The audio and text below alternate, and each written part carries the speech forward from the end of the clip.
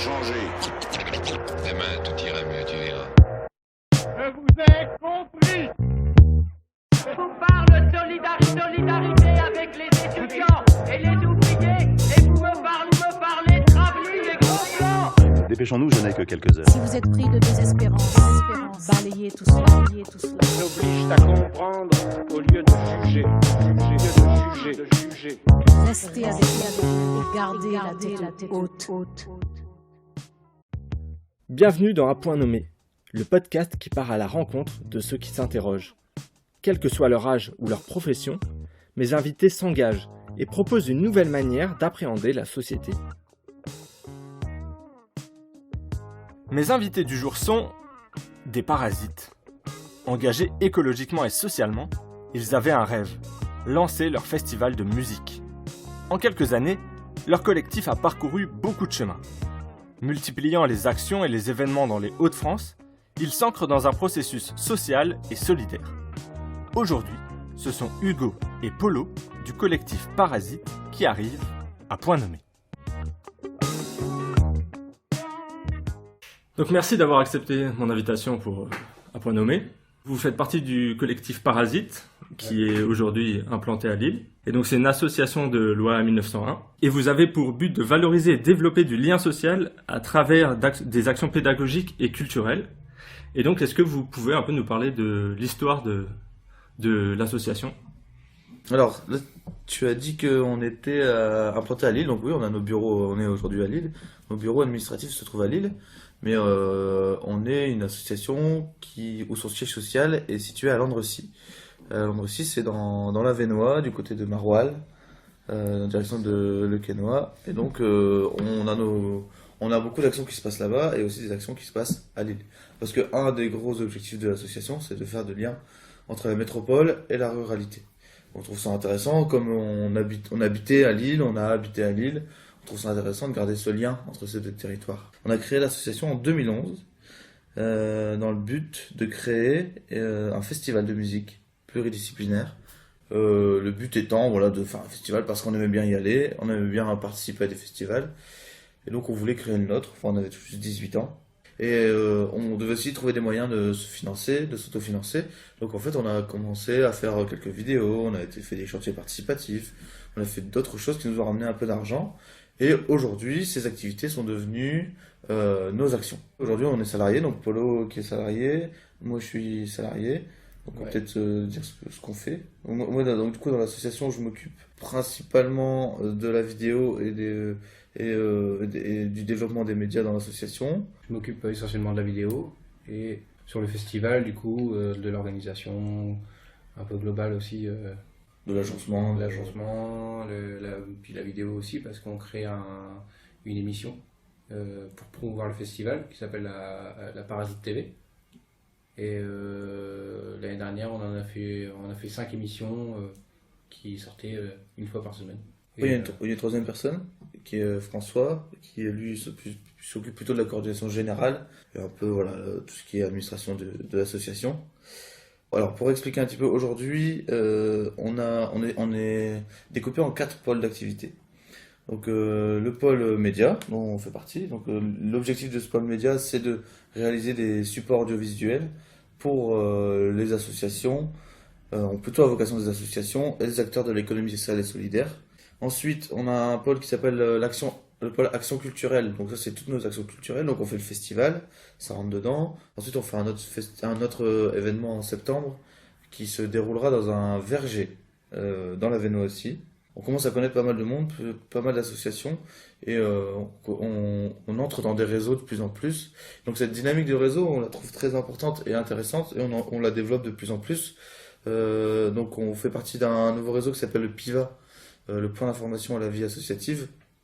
Donc l'objectif de ce réseau, c'est de se connaître, de mutualiser des choses, de se connaître sur un territoire, de mixer les publics, et de créer des outils faciles et utilisables tous ensemble. Et ensuite, il y a un dernier pôle qui est la pépinière. Donc comme on est une association, comme on l'a dit au début, on s'est créé en 2011, à la base on avait juste des envies, et on a réussi à concrétiser nos envies aujourd'hui, Et on se dit aussi prêt à accueillir des nouvelles envies, des bénévoles qui ont envie de créer un nouveau projet, qui ont une idée derrière la tête depuis longtemps. Bah voilà, dans cette pépinière, on a aujourd'hui, je pense qu'on a l'ingénierie et une petite expérience à partager. Et donc voilà, on n'hésite pas à montrer, à rendre les choses possibles, à rendre les projets possibles. Et donc l'association date de 2011, et est-ce que ça a toujours été important pour vous, la dimension sociale que pouvaient prendre les actions de l'association? Bah oui, complètement. Complètement. À la base, c'est juste social pour nous. C'est-à-dire que à la base, je pense qu'on fait ça aussi. Le festival, on l'a créé pour nous, pour une bande d'amis, pour une bande de copains. Donc ça démarre aussi de manière très sociale, de faire des choses ensemble. Donc, et aussi, on l'a très vite ouvert pour se retrouver voilà, une petite centaine autour d'un événement. Et donc de faire découvrir très vite, c'était les termes de partager des idées, partager des valeurs autour d'un événement festif, sociabilisant, convivial, chaleureux, au travers des valeurs qu'on défend dans le festival, au travers d'ateliers, d'animations, de projections de films, de groupes de musique, de théâtre. Toutes ces valeurs qu'on défend, on les défend aussi autour d'un groupe de travail, des groupes de bénévoles qui s'organisent pour organiser pour finalement créer un festival. Et vous pensiez pouvoir en vivre? Quand vous avez créé l'association, quand vous l'avez lancée, vous pensiez que ça pouvait devenir votre travail? Ouais, on y pensait. On se disait, ça serait génial qu'un jour on puisse être salarié, mais c'était un peu... On pensait pas que ça pouvait être possible, et au fur et à mesure, ça s'est fait plutôt naturellement. C'est vrai que ce qui est génial, c'est que quand même, quand on a créé l'asso, enfin voilà, j'en avais 18 ans, on était encore au lycée, dernière année, enfin voilà, c'était la fin du lycée. On a pris notre bac tout de suite. Comme c'était ce qu'on avait profondément envie de faire, et ben en fait, c'était notre cœur, et ben en fait, très naturellement, on a cherché des solutions pour devenir salarié. Sinon, ça mettait en péril le projet associatif. C'est-à-dire qu'on se rémunère au SMIC. Et à chaque fois, c'est des luttes interminables pour avoir cette petite subvention. Enfin, avec la fin des contrats aidés aussi, ça a été le contrat d'avenir qui s'est arrêté. Ça a été compliqué, mais en même temps, ça nous a permis aussi de trouver un modèle économique qui puisse fonctionner, parce qu'on est quand même toujours contraint à ce fameux modèle économique qui fonctionne pour continuer nos actions. Donc on est toujours, encore aujourd'hui, on n'est pas encore totalement serein sur 5 ans, on est à peu près serein sur 1 an, on sait à peu près que ça va aller. Il y a un côté précaire, mais l'autre côté, c'est qu'on fait ce qu'on aime. Et ça, c'est génial. Ça n'a pas de prix. Ça n'a pas de prix. Ouais, voilà, ça c'est vrai, ça c'est quand même un luxe aujourd'hui pour nous de pouvoir faire ce qu'on a envie de faire, même si ça a des contraintes forcément. Mais quand même, en général, c'est super chouette. Puis on travaille encore ensemble. Ouais, on travaille entre copains. Puis aujourd'hui, vous êtes parvenu à vos fins vu que vous avez créé donc, votre festival de musique, le Paradis Zachfield. Ça a été compliqué de le mettre en place et de lancer la première édition? En fait, on était assez jeunes au début. On avait, comme tu le disais tout à l'heure, on avait 18 ans et on l'a fait de manière... assez naïve finalement au début, où on se posait pas trop de questions. On avait envie de faire un concert, faire jouer des groupes. On avait l'habitude aussi d'aller dans les festivals de musique de notre région. Et on s'est dit, nous on veut faire la même chose, on a envie de faire des concerts, et puis y mettre notre patte, avoir une ambiance, créer une atmosphère qui nous plaît. Et on l'a fait, on a fait une première édition qui était toute petite au début, et puis forcément quand on en fait une, on se dit tiens, l'année prochaine on le refait, et puis du coup on est plus à le faire, et on y met plus de comment on dit, d'énergie, plus d'énergie encore, et plus d'entrain, et puis forcément ça se fait petit à petit quoi. On sait pas, il n'y a pas eu de difficultés particulières, je pense. Voilà, on a avancé comme on a pu, on a beaucoup testé des choses. Bon, bien sûr, au début ça a été très compliqué, aujourd'hui ça l'est encore pour d'autres problématiques. Il y a eu des difficultés, dans les prises. On s'est confronté très vite à des prises de décision communes. On organise le festival de manière la plus participative possible.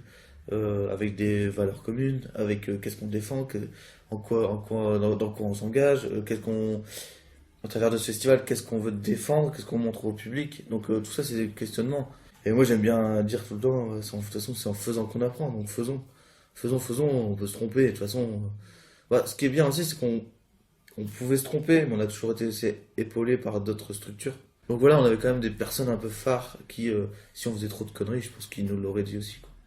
Bon, ils nous ont laissé nous dépatouiller Dans la berdouille, parce qu'il y en a eu. Mais ouais, des difficultés, je pense que sur des projets comme ça, il y en a toujours, mais c'est plutôt des difficultés positives et constructives. Il n'y a jamais eu de gros clash. Parce que vous avez quand même du beau monde qui est passé maintenant, que ce soit Acide Arabe, DJ Super, Highlight Tribe. Donc ça devait quand même être une certaine pression quand vous savez que vous avez lancé cette association à 18 ans et que maintenant vous vous retrouvez avec des gros noms comme ça. La question des têtes d'affiche, c'est toujours des questions compliquées. Parce qu'à la base, on n'est pas trop là-dedans. On n'est pas trop dans l'idée d'amener des têtes d'affiche. Et donc le jour où on s'est dit, bah tiens, ça pourrait quand même être sympa parce que ça ramènerait aussi un peu de monde, hein, concrètement. C'est quelle tête d'affiche on choisit.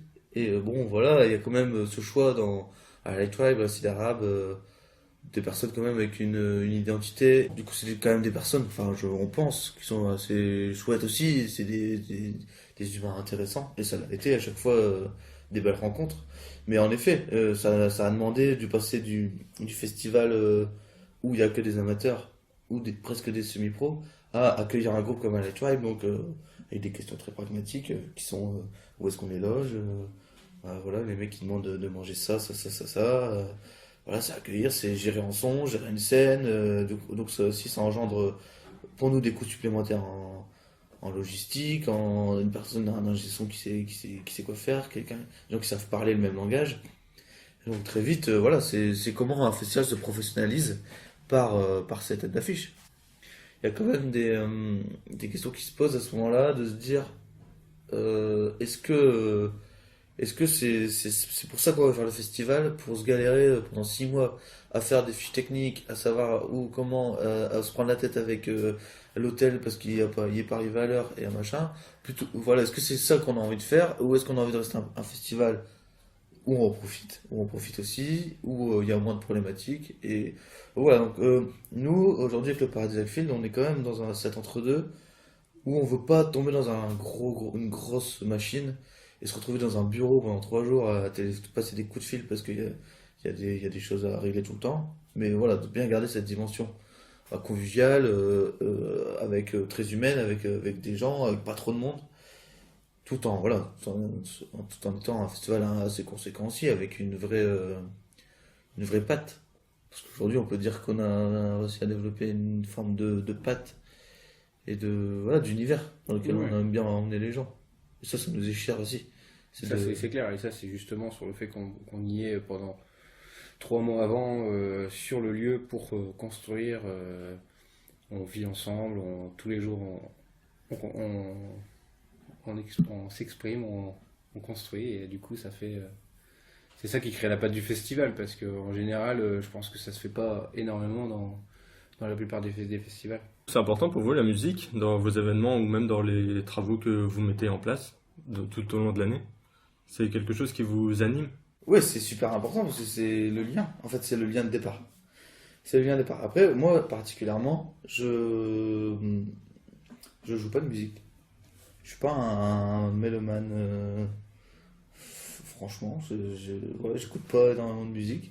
Donc en fait, pour moi, on peut dire que ce soit quelque chose de très important pour moi. Par contre, dans le lien, l'événement, c'est plus la musique, moi, sous forme d'événement, où ça réunit.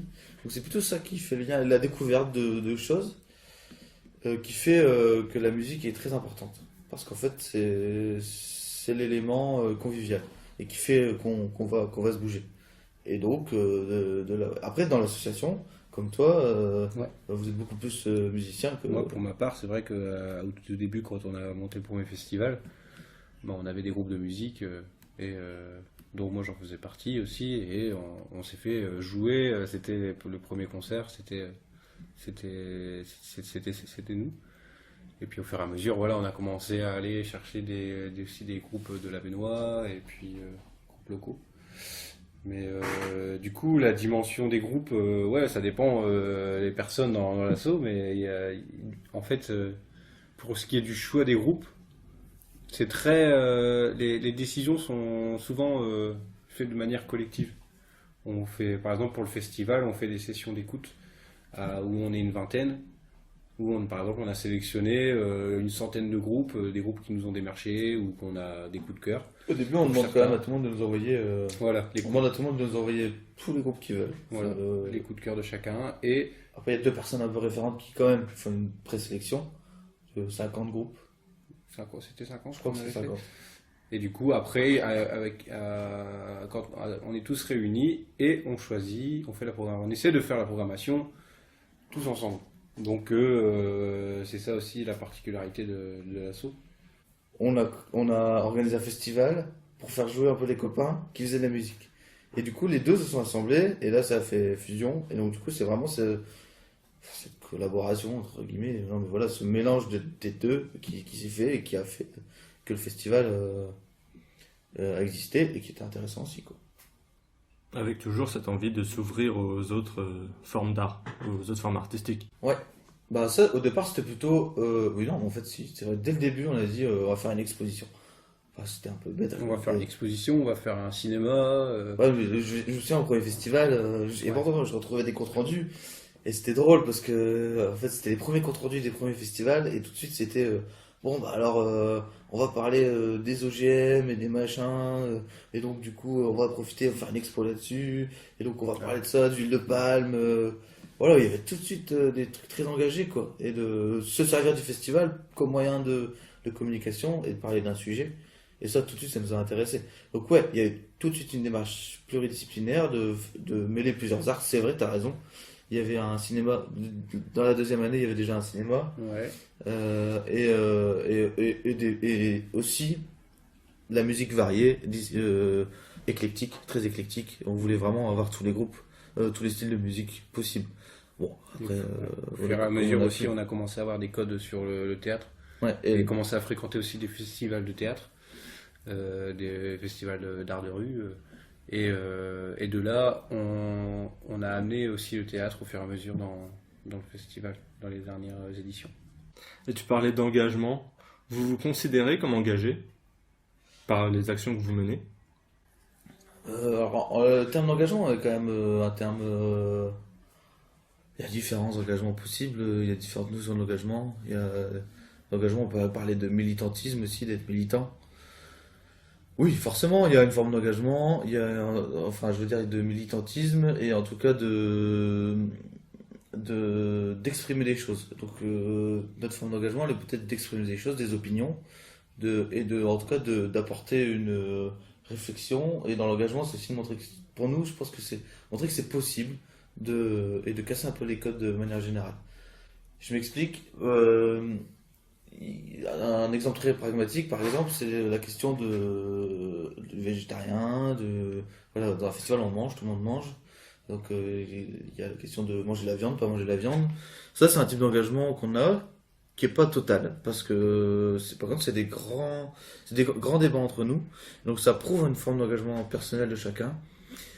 Et donc, du coup, il faut trouver l'engagement d'association. Mais ça, c'est toujours très compliqué quand il y a c'est des grandes discussions, des grands débats, quand il y a des prises de position personnelles de militants. Donc voilà, il y a des gens qui sont végétariens qui disent non, au festival, on va faire que du végétarien.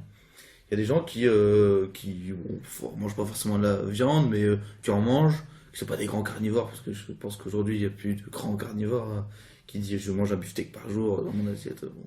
En tout cas, dans l'association, il n'y en a pas, mais il y a plutôt des gens qui en mangent de manière raisonnée, et c'est de se dire, bah voilà, nous on voudrait bien faire un festival complètement végétarien, nous on mange un petit peu de viande, voilà, comment on trouve un compromis, parce qu'on trouve aussi que les gens qui vont venir au festival vont avoir envie de manger de la viande, donc du coup comment on fait?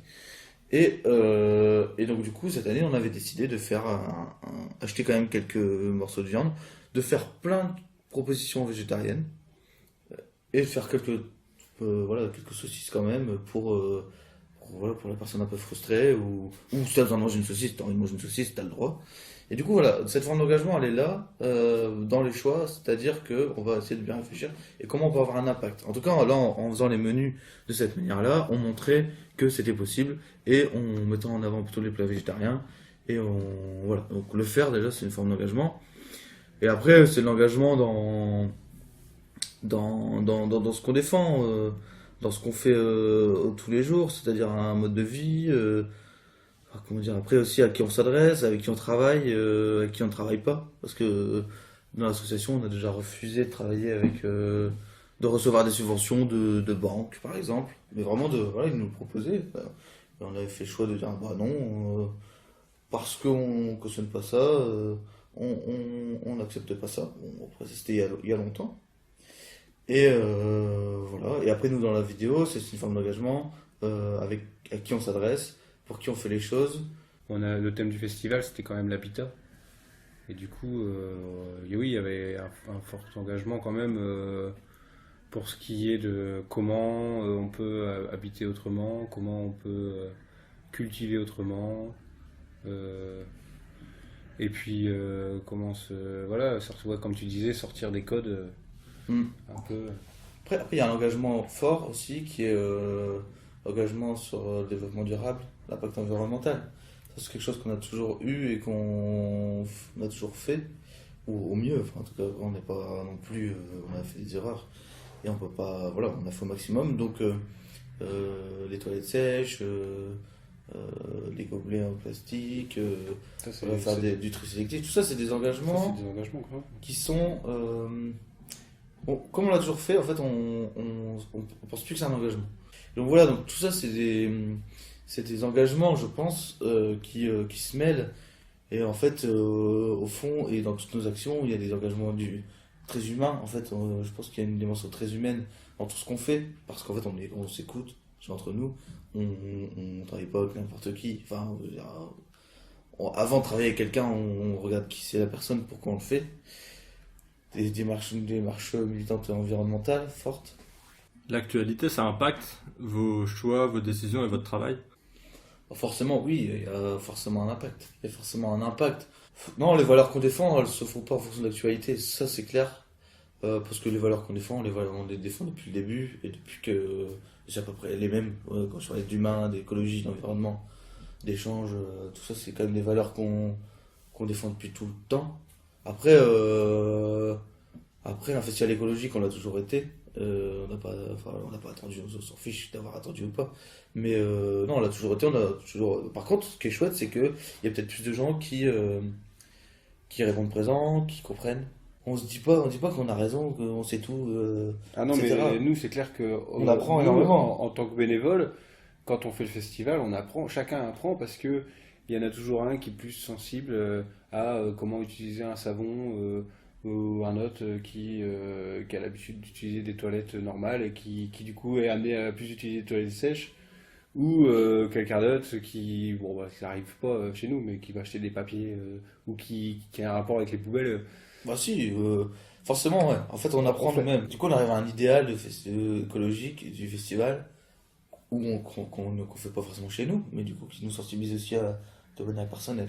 On se veut anticapitaliste, on se veut anti-système, tout ça. On n'est pas non plus des anarchistes convaincus, parce qu'en fait, on utilise quand même ce système aujourd'hui. Faut quand même pas se leurrer. On fait au mieux pour ne pas rentrer dans des schémas où nos valeurs sont vraiment atteintes, et pas du tout même. Mais voilà, on va chercher des systèmes. Donc, par contre, on utilise un système d'autofinancement, on vend de la bière, on vend du jus de pomme, on fait ce genre de choses qui sont clairement capitalistes. Donc après, l'argent qu'on gagne, il est remis dans l'association. Ça nous permet de nous autofinancer. Voilà, quand on fait une prestation vidéo, il y a quand même un échange, voilà, entre guillemets, très systémique, et pas du tout anticapitaliste. Mais c'est pas la même chose, c'est des petites formes. Et du coup, nous, on se revendique aussi beaucoup de l'économie sociale et solidaire, qui est quand même un terme aujourd'hui que tout le monde ne connaît pas forcément, mais où de plus en plus d'associations, de structures de l'économie, et donc tout ce qui peut nous faire peur un petit peu de l'économie capitaliste, c'est l'économie sociale et solidaire, on se revendique de ça quand on remet la place de l'humain au milieu de ton système d'organisation, au lieu de l'argent. Et ça, quand même, c'est une notion qui nous est cher. Donc pour terminer, j'avais une dernière question que tu viens d'aborder très brièvement. C'est vous commercialisez aujourd'hui votre bière et votre jus de pomme. Donc la bière, c'est la gueule de lierre. Et pourquoi vous êtes lancé dans le brassage de la bière? Le projet s'est lancé tout simplement dans l'idée de se dire, bah tiens, on aime bien boire de la bière. Si on buvait des bières et que ça nous rapportait un peu de sous en même temps, enfin ce serait génial. Enfin pour du coup, et puis créer une bière à notre effigie, à notre image. Voilà, on est quand même dans une région très où il y a beaucoup de bières et très brassicole, je sais pas comment on dit, mais où il y a pas mal de bières et nous on l'apprécie. Et donc voilà, donc c'est un peu parti de ce constat-là, de se dire bah tiens ça pourrait être chouette. Et en plus, on pourrait en vendre, ça nous ferait un petit peu de sous. C'était toujours dans une démarche d'autofinancement, encore une fois. Et donc, en fait, tout simplement, on s'est rapproché d'une brasserie qui s'appelle Le Baron, à Gussigny, qui brasse la cuvée des Jonquilles, qui est assez connue. Donc, Gussigny, c'est dans l'Avesnois. Et donc, on voulait se rapprocher dans une démarche d'une économie d'entreprise du territoire. Et donc, on s'est rapproché d'eux. On leur a proposé un peu le projet, dire qu'on aimerait bien faire une bière. Et très vite, ils ont accepté de faire une bière avec nous. Et donc on a créé la recette avec eux. Enfin, créé la recette, on a donné des idées, des orientations. Ils ont brassé une bière. On l'a goûtée, elle était très bonne. Et donc, du coup, depuis ce temps-là, le baron nous brasse une bière. Et donc, il n'y a que nous qui pouvons la vendre. Et eux, ils peuvent la vendre uniquement dans leur boutique là-bas. Donc en fait, on a l'exclusivité sur les ventes. Et donc en fait, c'est notre bière à nous. Et donc on la vend 4 € la bouteille. Et il y a environ 1 € qui revient à l'association pour l'autofinancement. Et donc ça, c'est pour la bière. Et on a un autre projet qui est le projet de jus de pomme. Notre jus de pomme s'appelle l'élixir de l'Avesnois. Et en fait, le projet du jus de pomme, c'est pareil, c'est un constat, c'est de se dire bah, comment on pourrait gagner un petit peu d'argent pour l'association. On a regardé un peu autour de nous et dans l'Avesnois, il y a pas mal de pommiers, de vergers. On se dit tiens, il y a des vergers, il y a plein de pommes qui tombent, des pommes qui sont pas ramassées. Voilà, on a tous fait une fois du jus de pomme avec nos grands-parents, nos parents. Bah tiens, est-ce que ça pourrait pas être intéressant d'aller demander à ces gens si on pourrait pas les récupérer? Et au moins on pourrait brasser notre jus de pomme. Et en fait c'est vraiment parti de ça, donc on a commencé à sonner chez les gens. Ah bah oui, il n'y a pas de problème. Et donc voilà, c'est parti de ce constat-là. Et aujourd'hui c'est devenu un projet à part entière parce qu'on se rend compte à la fois, donc c'est à la fois une lutte contre le gaspillage, parce qu'en fait ces pommes elles sont valorisées, donc on glane les pommes. À la fois il y a une dimension, quand on va chez ces personnes, c'est souvent quand même des personnes plus âgées qui peuvent plus ramasser leurs pommes, et donc ils sont super contents qu'il y ait des jeunes qui arrivent et qui disent on veut récupérer vos pommes. Donc voilà, il y a une dimension sociale là-dedans, de passer un peu de temps avec ces personnes, de discuter, de savoir ce qui s'est passé dans ce verger. Et après, pour nous, il y a une dimension aussi où du coup on mobilise pas mal de bénévoles, de dire allez, venez, on va récupérer des pommes, on valorise le territoire de l'Avesnois, on se balade dans les vergers, on se balade dans l'Avesnois, et c'est un moment qu'on passe aussi entre bénévoles. Et après, il y a un produit qui est là toute l'année, où on peut le partager, le boire, et s'autofinancer aussi grâce à ce projet. Donc il est assez complet ce projet. On n'a pas envie de le lâcher. Après, on fait pas des quantités extraordinaires non plus, quoi. Donc pour conclure, on peut dire que le collectif Parasite a encore de très beaux jours devant lui. Bah, je pense. J'espère. Oui. J'espère. Ouais, carrément. On n'a pas l'intention de s'arrêter là, en tout cas. Non, on a plein d'autres projets en tête, hein. Il y a plein de choses. Ouais, toujours plein de choses, mais ouais, Après, ça évolue toujours. S'il y a des remises en question aussi, des fois, sur le projet, sur des choses. Mais non, je pense que là, on est quand même parti sur une belle lancée. Après, oui, il y a des beaux jours devant lui. Après, est-ce que ça durera éternellement? Peut-être pas. Ouais, on verra bien en fonction des... Ouais, en tout cas, c'est bien parti pour une paire d'années, quand même. Mm. J'espère. Merci beaucoup d'avoir écouté ce nouvel épisode. Je remercie Hugo et Polo d'avoir répondu à mes questions. Et je souhaite longue vie au collectif Parasite. Toutes les informations sont disponibles sur leur page Facebook. Quant à nous, on se retrouve bientôt pour un prochain épisode. Vous pouvez me rejoindre sur les réseaux sociaux, Instagram, Twitter, Facebook. Vous pouvez également me mettre 5 étoiles sur Apple Podcast. Ça me serait d'une grande aide. On se retrouve très vite en espérant que vous arriverez à point nommé.